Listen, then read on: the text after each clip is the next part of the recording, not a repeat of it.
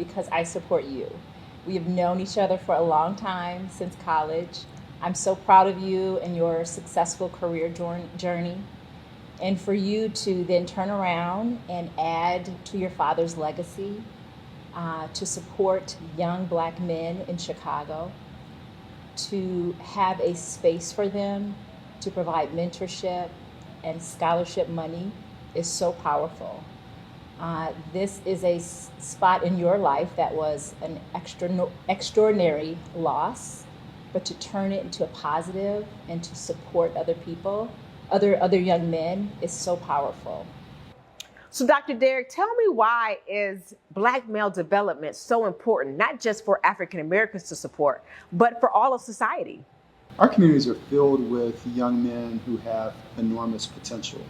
But we also live in an age where information travels quickly.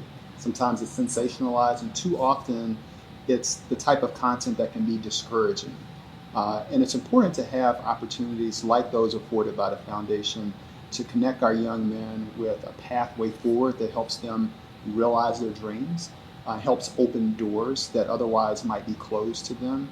And if we don't have a development initiatives like the work that you're doing with the foundation and the mentors that work with you, then those young men often will not have their potential realized. And so the work that happens with the foundation is tremendously important.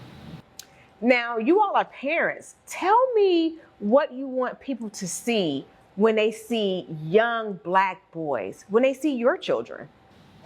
There are days when I am unable to watch the news every night because it always shows a young black male or a young Latino male committing crimes. And I also know that there is a lot of work being done in our communities. Through scholarships like yours, there are many other community programs that are going on that are not being highlighted on the news. And I know some that even reach out to news stations saying, can you please highlight my organization? Can you please highlight the positives that are going on in our neighborhood?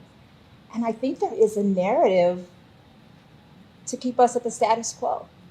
You know, we have been seeing this narrative that black males commit crimes, and we're still seeing that. And it's very hard to then want everybody to move to make changes if that's what we continue to see. So I would love to empower news anchors, producers, and our TV shows to change that narrative, to say, I want to see something different. Or for every person that we're showing that shows a crime mugshot or someone being arrested, we're going to show something positive.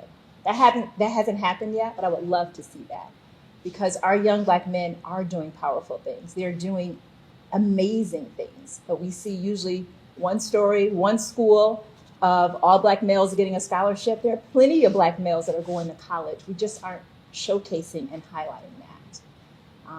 So I would love to see us have more space in news and in TV so we can show how well our black men are doing.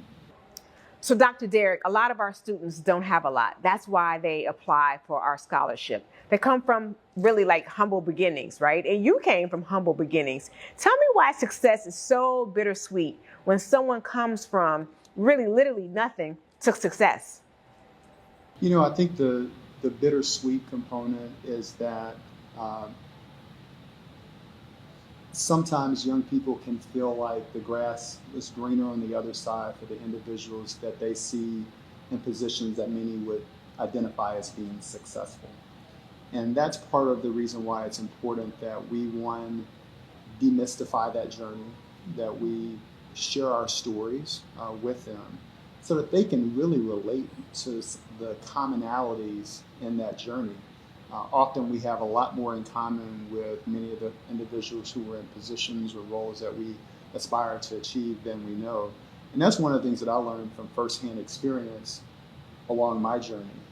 And what I found was individuals were very often to answer questions, share mistakes that they made, point me in the right direction of opportunities, much more likely to do that than not. And really, it only required either me to ask or to be in an environment where individuals were putting me in contact with other folks who were like-minded and willing to do that work. So again, that's why I think youth development is so important, and especially for those individuals that come from humble beginnings.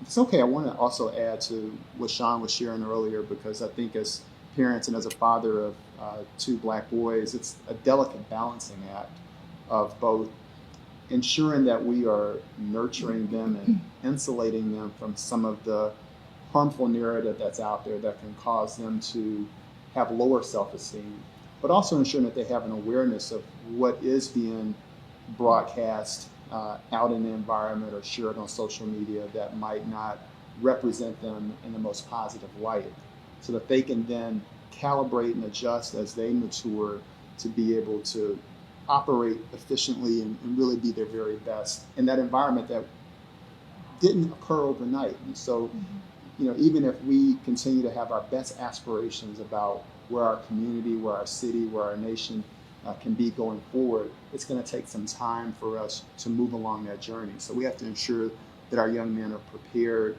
for that journey, that they can realize their potential and contribute to it, but that they also have their skin thick enough to warrant